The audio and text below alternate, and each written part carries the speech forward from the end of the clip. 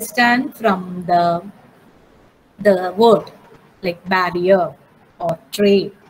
And if you join it together, you can understand these are certain types of policies or strategies that are used by governmental bodies for controlling the movement of goods between nations. So that's in a nutshell the concept of trade barrier. Actually, trade barriers are used by governments across the globe. Anybody who is being engaged in foreign trade, they go with imposing some kind of trade barriers primarily to protect the domestic industries. That is a basic idea behind all type of barriers, even though there are many other objectives like revenue earning, right? Encouraging the local industries to produce more.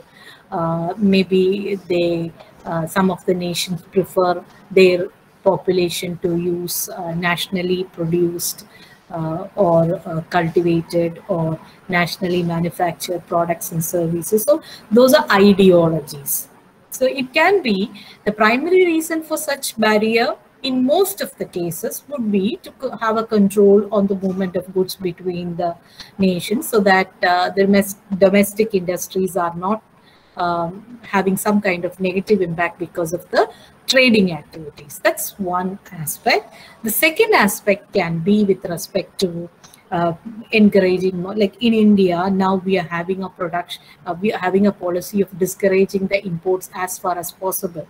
That's why our import duties are much higher when we compare with many of the neighboring nations, because in India now we have an even the political ideology as well as the government as such is supporting the development of industrial sector within the country. So that is why majority of the imports carry a high duty so that those products become expensive in the domestic market and thereby reducing their consumption. So these products can never come in the way of domestic products. So that's how it's been done, and more or less people will be demanding for local products because of this high price. So these are the back-end notions regarding this high import duty. So it is in this context we are going to discuss about the concepts in trade barriers. Okay. Now, yeah, when we look from the concept of trade barrier, we can say that there are basically two types of trade barriers. One is tariff barrier. In simple terms, duties, different types of duties that are levied on the imports, which is permitted to a nation. And then we have many which is non-tariff barriers, which does not have a direct impact on the price of the product. Suppose if we charge high duty, we know that ultimately how that will affect the price of that particular product. Say, for example, when we look from the perspective of, say, chocolates, foreign chocolates, right? Now we know that these chocolates, I have experienced that these chocolates, some of these chocolates are much cheaper when you buy from a foreign market. Of course, the dollar conversion rate and all is there, but if you just look from the perspective of the currency value, many of these chocolates are much cheaper when you buy from the country of its origin. But in India, they are very costly. The people from the average income group or middle income group or lower income group may not be able to afford such chocolates. It is actually, in a way, the policy is discouraging the purchase of these foreign chocolate. If you are very adamant to buy a foreign chocolate, and if you have money, if you can afford to buy it, you have it here in the country. So this price difference is mainly because of the heavy duty that is imposed on these products that are imported into the country. Right. So those types of barriers are what we call as tariff barriers. The ultimate impact is on the price of the product or service. And non-tariff barriers basically is looking at protecting the domestic industries, doing more good to the domestic industries, offering more subsidies or tax concessions, right? So that in a way you are promoting the domestic industry so that they can easily compete with the foreign goods imported into the country.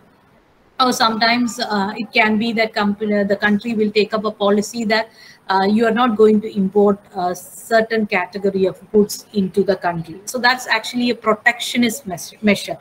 So that's the basic idea behind non-tariff barriers. Like you want to protect.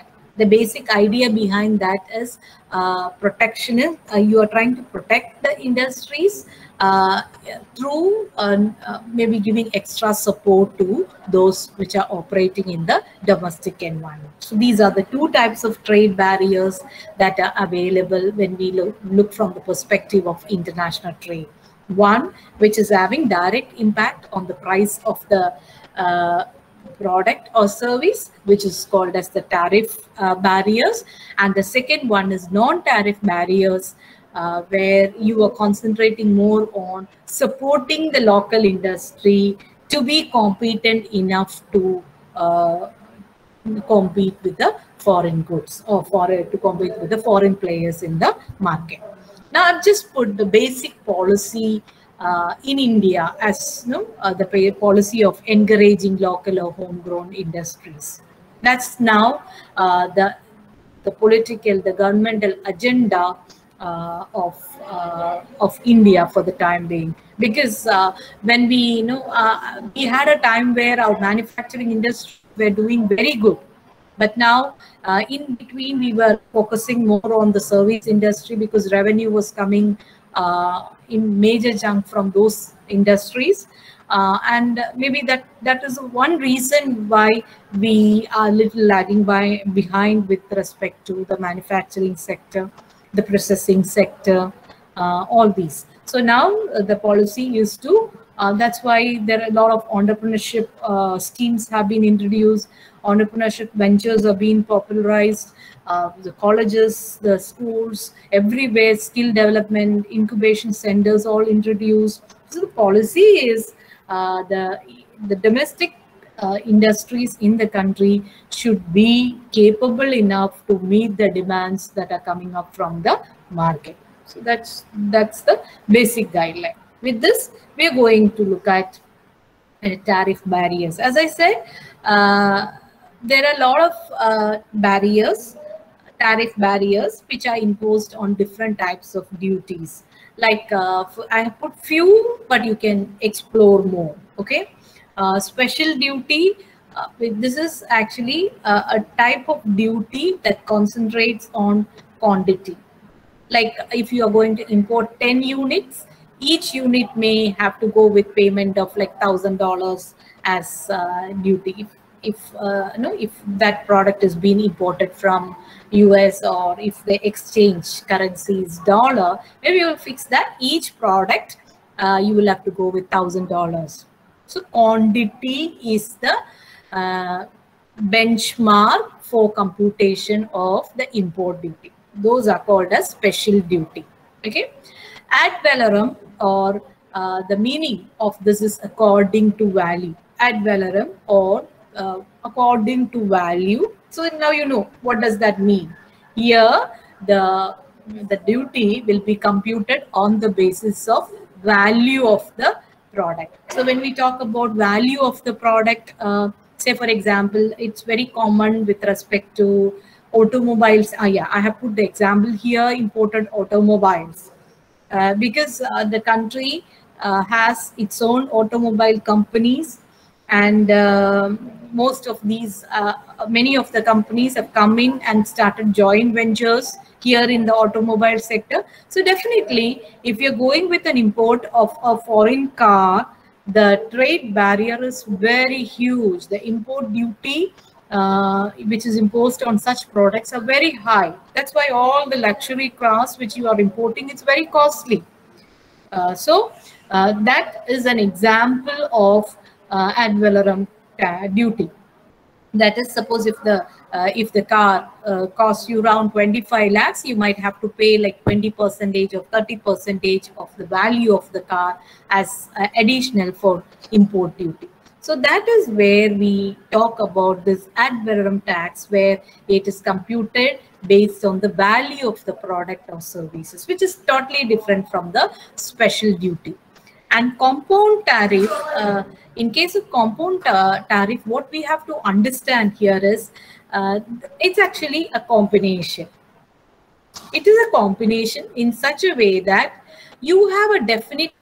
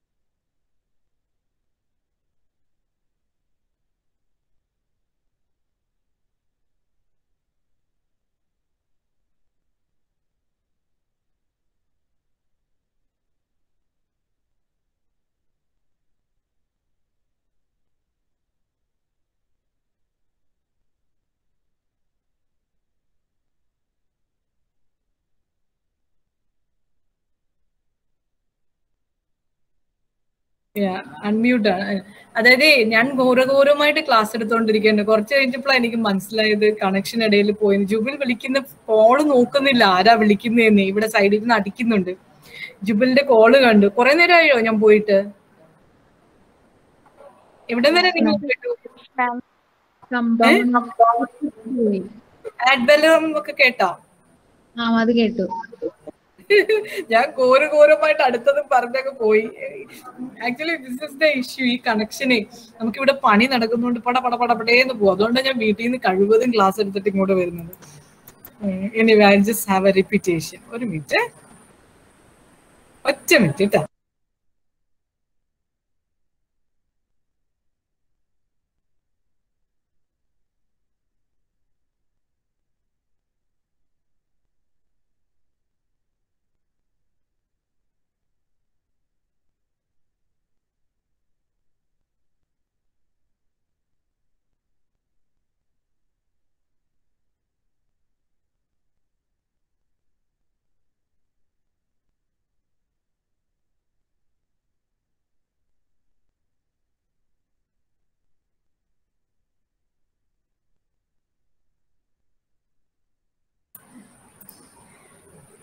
ഞാനേ someone has sent WhatsApp message also അല്ലേ. അപ്പൊ എൻ്റെ WhatsApp മോളുടെ ലാപ്പിൽ install ചെയ്തിട്ടുണ്ട്. അപ്പൊ അവളാണ് കുറേ പ്രാവശ്യം 6-7 പ്രാവശ്യം അവള് വിളിച്ചുകൊണ്ടിരിക്കണ്ടേ.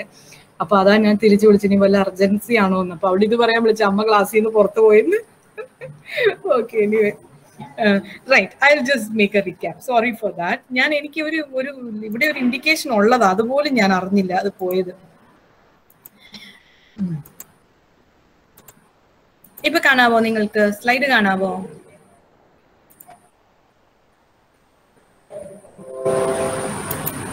കാണാവോ സ്ലൈഡ്? റൈറ്റ്. എത്ര വന്നാലും പഠിക്കൂല. റൈറ്റ്. സോ റെക്കോർഡിംഗ് പോയോ ഇനിയും?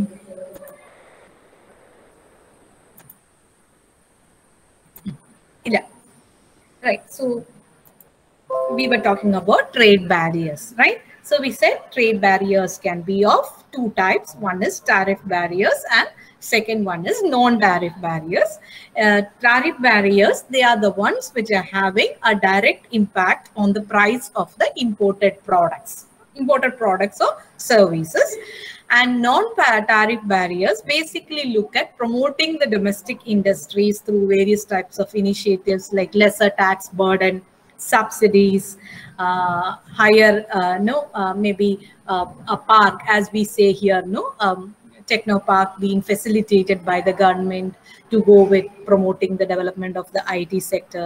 Likewise, you will have some maybe some parks that is being developed, or industrial locations that is being developed for promoting more industries to come into that area. Like you have in economic zone near the techno park, where industries can come and start up their business, and they have some tax concessions for certain years, right?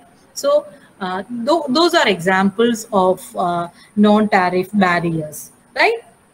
And as I said, when we look from the perspective of our country, the policy here, what we are following is we normally, when we compare with the neighboring countries and all, we are having high import duties for those products and services that are imported into our country. That is primarily because the national agenda is to encourage local production, to encourage domestic industries. So that is why if you make a comparative analysis of the import duties across different nations, our tax rates, our import duties are very high, even higher than many of the developed countries, right? Then we went with discussion about the trade tariff barriers, which included special duty, ad valorem, and compound tariff. In case of special duty, as we said here, the import duty is computed on the basis of quantity of goods being imported into the country. Say, for example, if I go with 10 units of a particular product, then we have a stipulated rate of say $1,000 or $2,000. So that is the basis of comparison for calculation of import duty is quantity. Ad valorem or according to the value is just the opposite. Here the basis of computation is the value of the product. No, I said the example of a luxury car that has been imported maybe from Germany or maybe from Japan. So based on what is the price of that car, what is the free on board price of that car, we go with computation of import duty. So such type of products come under the category of ad valorem tax. Okay. And the last one, the third one which we discussed in this category was compound tariff, which is a combination of special duty and ad valorem. I said the example of gold and say designer jewelry which you are importing. Of course, gold, you have a certain rate plus an additional rate if you go with the jewelry category, because there would be designing charge as well as high duty for such products. So that's why those products, when it's being sold in Indian jewelry shops, they appear to be little more higher. The price of such products appear to be little more higher than the domestic made jewelries. Right. The best example which you can compare is Singapore made chains, or as we call the jewelry sets and all. It's little expensive when we look from the when we make a comparative valuation of the jewelry which is made within the domestic market, which is the local market. And so that's all about tariff barriers. Then we moved into something called as sliding scale duty. And sliding scale duty is as we go with in a slide, you can have up and down. So here also this scale is determined on the basis of price of the goods that are being imported. I talked the example of petroleum products. We know that the price of the petroleum products vary very frequently according to its price in the international market. So here in this case, price of the petroleum, the price at which it is available in the international market is the primary factor that decides about the duty and other taxes to be levied. And that decides the price at which it is available in the domestic market. So sliding scale duty is something which is computed on the basis of the price of the commodity that is being imported. So as the price, it's not, you might be having a, here, the doubt here is ad valorem according to the value. See, value is a different concept. See, for example, if you are importing with a painting, an important or an exclusive painting, the value will be dependent on at what price the sellers are ready to pay for it. Right. Suppose if the product is available in an auction, who bids higher price will be given with that piece of art. So that is value of that product depends upon its demand in the market. Here it talks about the price, the actual price, the free on board price at which it is available in the market. So that is what we call a sliding scale duty. Countervailing duty is a category of import duty which is imposed to make the imported product little expensive as compared with the domestic product. See, this happens in a case where you want to actually empower the domestic products to countervail against the imported products. Right. So in such a case, in tariff, the basic idea behind this duty is you want this domestic product to be available in the market at a cheaper rate. Or there can be an instance where this international company has gone with providing this, providing this product at a cheaper price than no, maybe they have gone with a subsidized rate when they brought into the Indian market. Maybe they gave a discount, a special discount for this product, looking into the need in the Indian market. Maybe that is they want to penetrate into the market, so they came with a lower price. Identifying this, the government may impose an additional charge just to ensure that these products are not hindering the markets of domestic products. So that is counter. You are actually taking a step against the move taken by a international trader, countervailing, right? Now, revenue tariff, here the key is you might impose a high duty for a particular product category, but the basic idea is not to protect the industry, not to protect the domestic industry, but to earn higher revenue. Right, you don't have an intention, because there may be not a competition. This particular product category or service category may not be a competition to the domestic industry. So your primary intention is not to protect or not to consider the domestic market, but the primary aim here is to earn maximum revenue. Such tariffs will be brought under the category of revenue tariff. Anti-dumping is similar like countervailing duty, but more severe than countervailing duty, because anti-dumping is a purposeful measure adopted by a foreign country. They want to dump certain products, as India at times, sometimes even today, some of the states are became dumping market for the second-hand electronic goods. We had many brands which came up just because of this dumping of second-hand electronic goods. I don't know whether you remember, Onida had come up with brand called Ego and all.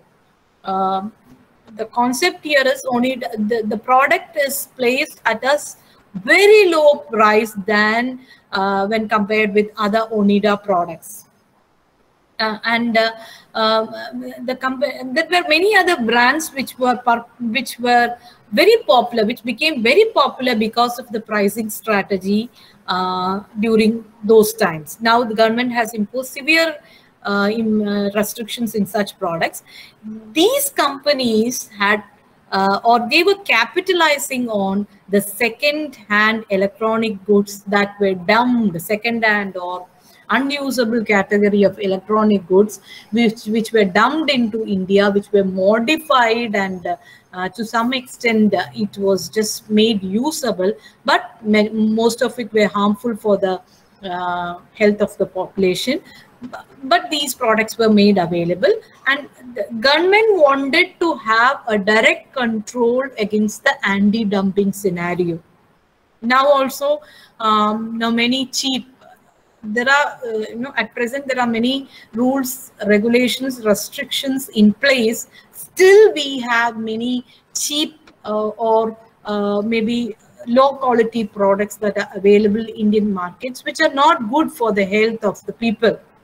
So those products are have been reaching the country, different nooks and corners, as a purposeful strategy that has been adopted by a country called dumping their extra products or their the result of their mass production into a particular country. It is not only happening in India, but it is mainly happening in some of the underdeveloped or developing nations, because those are the places where these countries can find markets for their second-hand or low-quality products. They produce that in mass quantity and let it be made available in the market. So the tax, the duty that is levied to discourage, it is anti-dumping, to prevent the dumping scenario that is happening in a market. Those duty is called as anti-dumping duty, And I have put how that is computed. That is, the country, say for example, India will look at what is the price of this product at free on board, FOB price of this product. and they will compare it with at what price the product is available in their domestic market, that is in the market of this importing company. Okay, so that is how the duty is being reduced, is being fixed. If they find that there is a wide difference, if there is a wide difference, automatically what they will do is Indian government, maybe the product is little higher, it is lower here. What they will do is they will charge high duty so that the product will become expensive and there may not be consumers for it. So this is the same thing is happening with counterfeit products. You will have no duplicates. There are a lot of gray markets which is being present because of this second-hand import goods or maybe duplicate products and all. So the same policy is adopted there also, where you will go with charging high duty, high import duty, so that there is no benefit which consumer is going to get by purchasing these duplicate products when compared with the original ones. Anyway, they don't beat the quality. They were trying to beat the customer attention, or to grab the customer attention by keeping the price very low. So when high import duty being levied on these products, the benefit of that price advantage vanishes. It will not be there. So now, as a consumer, maybe you will be thinking, why should I go for it? I am paying maybe more or less similar for both these. Maybe a slight difference appears. So he will go for preferring the original ones. So that the same place is applicable in case of anti-dumping duty also. Protective tariff. Again, all these are protective tariff only, but when we talk about protective tariff, you aim at a particular industry or a specific category of products, and the government will identify in an year, in a financial year, what should be the major imports to the country. Later we are going to discuss about quota. So what should be the imports to the country, and which are the industries that require special consideration. Say for example, now we have cottage industries. Many of our cottage industries are at a heavy loss. So government will specifically look into the imports that are connected with handicraft products from different nations, or the products made from different handicraft industries. When you're talking about importing that, government will be encouraging the exports from Indian handicraft industry. So definitely there is a protection that is offered to this segment.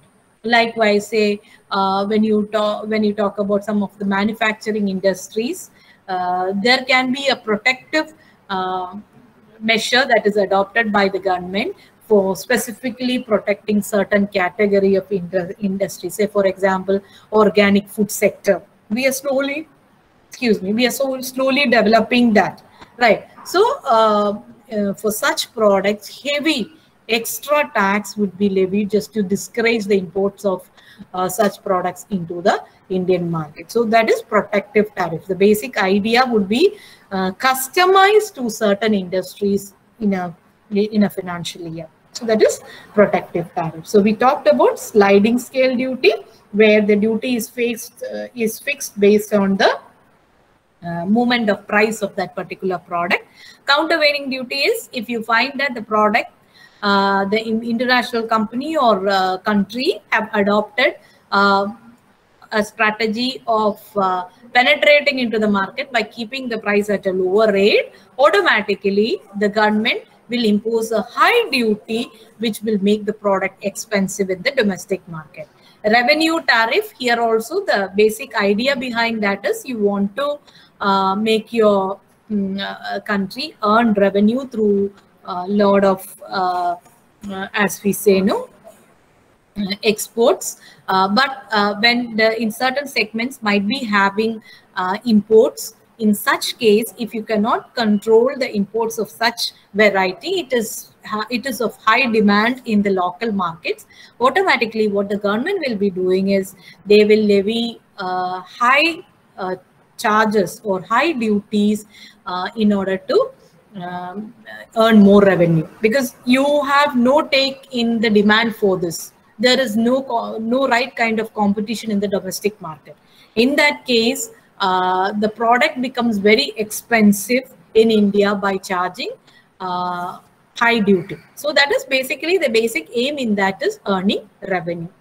Anti-dumping duty again is another category where you go with reduction of your demand for cheaper or low quality products which were intended to be dumped in a particular country by levying high import duty.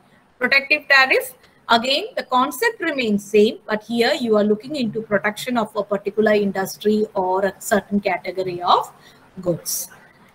Now we go with the non-tariff barriers. Now, as I said, the non-tariff barriers can be like subsidy. Primarily, it can be subsidy and quota.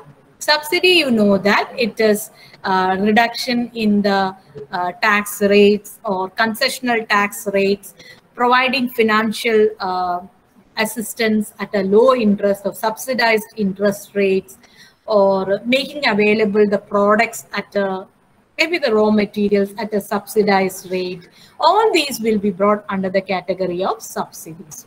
Quota is a number, is an absolute, or it can be quantity specific. Maybe as you say, I will explain that. So it's a number, quota, number of goods, number of certain category of products that can be imported to a country in a financial year, in a particular year. So no, I have put some of the products, popular products where we establish quota at the beginning. It's a gold, petroleum products, pearl, precious, semi-precious stones, then steel products. For all these categories, we have quota that has been exercised. And if it is the case of absolute quota, then here what happens here is, you suppose if the quota is laid down as 1,000 quintals of a particular category of raw material, right? You cannot go beyond that. Whatever happens, if we reach to that quota, you have to stop importing of such product into the market. Government will not give permission for further import of these products into the market. You need to get permission, maybe in a different, like a specialized situation or in an urgent situation. Sometimes there can be a variation that can happen through policy decisions that is taken at the central level, central government level. But generally, once the quota being set, the import stops if you have reached to that level. That's the importance of absolute quota. Tariff quota, tariff rate quota is a two-tier quota system. Two-tier quota system means here there is a number. Say, as I said, maybe you said 1,000 quintals. And the import rate remains, import duty remains to be so and so percent. Say, imagine that is 10% based on the quantity. Okay, you reach that stage. Government will not stop the import of that in this tariff rate quota. It will not stop it. You can get further permission to import it, but this permission would be given at a higher import duty. That is what we call as two-tier quota system. Two-tier quota system is, you have one layer which is fixed at a certain rate of import duty. And if you reach to that stage, what happens here is, you will be permitted to import further. If there is a need, you have to get the permission, you will be permitted, but that will be at a higher rate, higher import duty.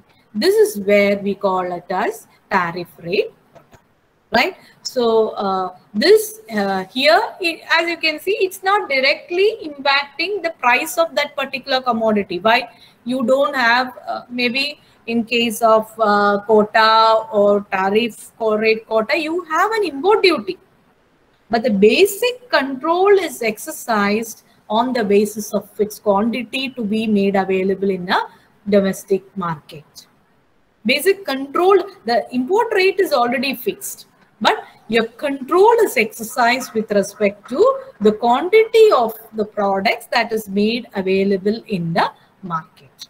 So that is where we talk about the non-tariff barriers. You are trying to protect the local industries by giving them, by hand-holding them, by giving them extra support, maybe by restricting the entry of different products, or by giving additional support to the local industries to equip them to compete with the foreign or international players. So in our today's class, we were trying to discuss about what are the different types of trade barriers that are available in an international market, right? And we said trade barriers can be categorized into two. One is tariff barriers, another one is non-tariff barriers. In case of tariff barriers, as I said, no, the direct impact of these barriers will fall on the price of the product. Whereas in case of non-tariff barriers, the direct impact, if you ask me, I would say it will fall on the performance of local industries. That's how it is planned.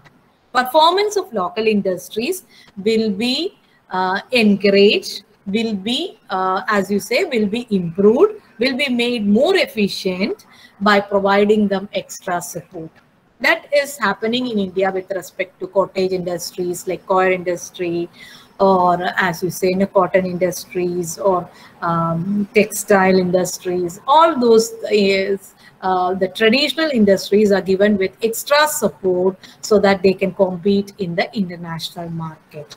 All right. So this is about the tariff and non-tariff.